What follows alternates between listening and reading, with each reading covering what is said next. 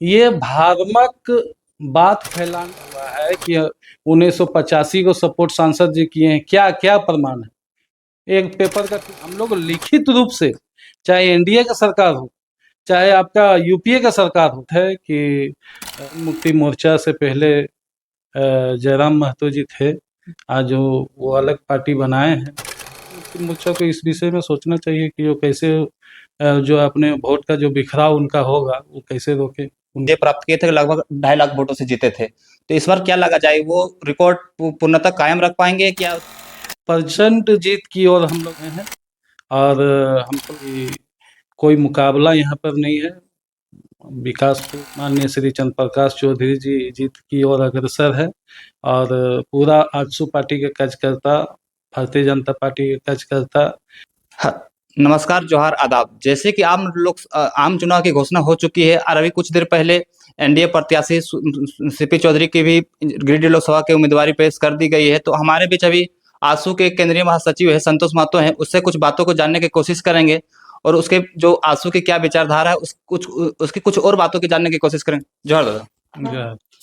जैसे कि अभी गिरिडीह लोकसभा में सीपी चौधरी को टिकट मिल गया है, तो क्या लगता है आप लोग को जो ये लोकसभा चुनाव है कितनी चुनौतीपूर्ण रहेगी? चुनौती तो चुनाव चुनौतीपूर्ण ही होता है। चुनाव में जब जा रहे हैं तो चुनौती है और हम लोग 5 साल में पूरा क्षेत्र का, पूरा गिरिडीह लोकसभा क्षेत्र का विकास हुआ है और विकास को ही लेकर हम लोग चुनाव क्षेत्र में जाने का काम करेंगे। और आज पूरा माहौल है, पूरा पूरा देश का माहौल है कि एनडीए 400 पार करेगी। साथ ही झारखंड में हम लोग 14 लोकसभा जीतकर हम लोग एनडीए की झोली में डालने का प्रयास, और हम लोग को आजसू पार्टी की तरफ से जो यहाँ पे गिरिडीह में जो दायित्व मिला है उसका हम लोग बखूबी निर्वहन करने का काम करेंगे।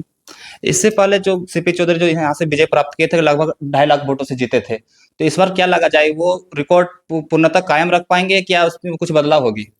परसेंट जीत की ओर हम लोग अग्रसित हो रहे हैं और हमको लगता है कि कोई मुकाबला यहाँ पर नहीं है। विकास पुरुष माननीय श्री चंद्र प्रकाश चौधरी जी जीत की ओर अग्रसर है और पूरा आजसू पार्टी के कार्यकर्ता, भारतीय जनता पार्टी के कार्यकर्ता इस मुहिम में लगा हुआ है कि हम लोग प्रचंड जीत की ओर जाएं और एक ऐतिहासिक जीत को हासिल करें।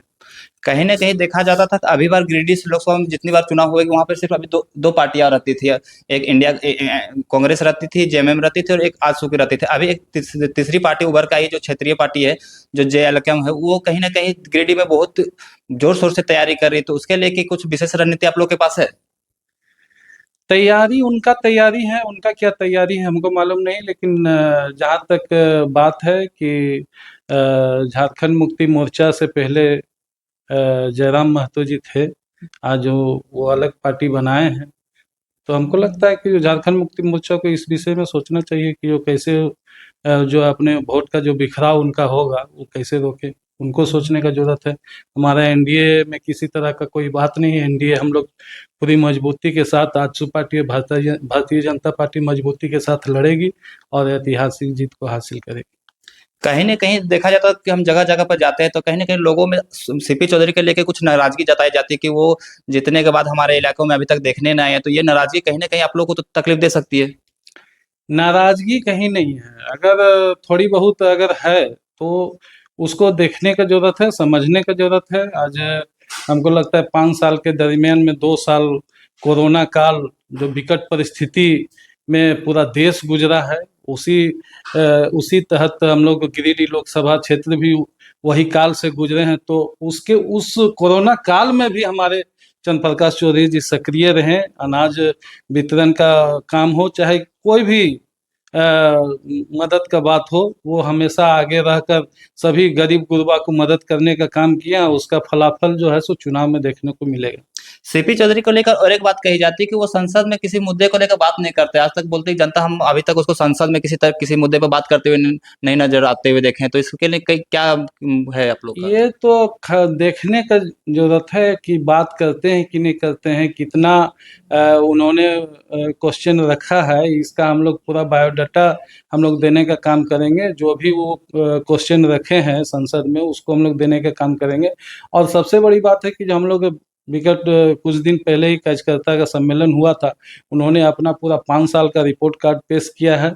और साथ ही हम लोग वो पूरा बुक हम लोग छपवाए हैं कि जो हमने क्या 5 साल जनता के लिए किया, जनता को क्या दिया, वो हम लोग पार्टी के कार्यकर्ता घर घर जाकर, जो भी जनता जो रुष्ट है, चाहे ये समझती है या फिर उसको कोई अगर बरगलाने का काम किया है कि जो चंद्र प्रकाश चौधरी जी कुछ नहीं किए हैं, तो उनको हम लोग बताने का काम करेंगे, उनको दिखाने का काम करेंगे। ये पहली ऐसी सांसद हैं चंद्र प्रकाश चौधरी जी, जो कि अपना रिपोर्ट कार्ड पेश किए हैं और 5 साल में क्या किए क्या नहीं किए वो जनता के बीच में लेकर वो जाने का काम। मतलब आपके नज़रों से अगर देखा जाए तो आपका मानना है कि सीपी चौधरी जिस विश्वास के साथ जनता उसको वोट दी थी, इस बार उसी जनता उसी विश्वास के साथ इस बार भी वोट करेगी। निश्चित करेगी।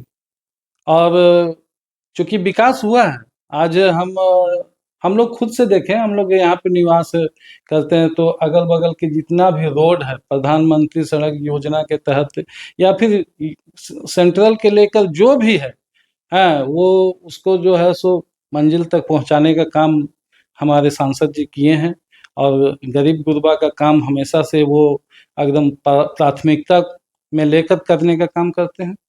तो आखिर ये झारखंड की जनता इतनी जो अभी तक शोषण हो रही है उसके लिए कि जो सीपी चौधरी है यहाँ पे स्थानीय नीति लेकर बात जो कि देखा जाता है तो 1985 को सपोर्ट किए थे, तो जबकि दूसरी पार्टी 1932 की बात करती है, तो ये कहीं ना कहीं तो इसकी जो लोगों की सामने गलत मैसेज गई है।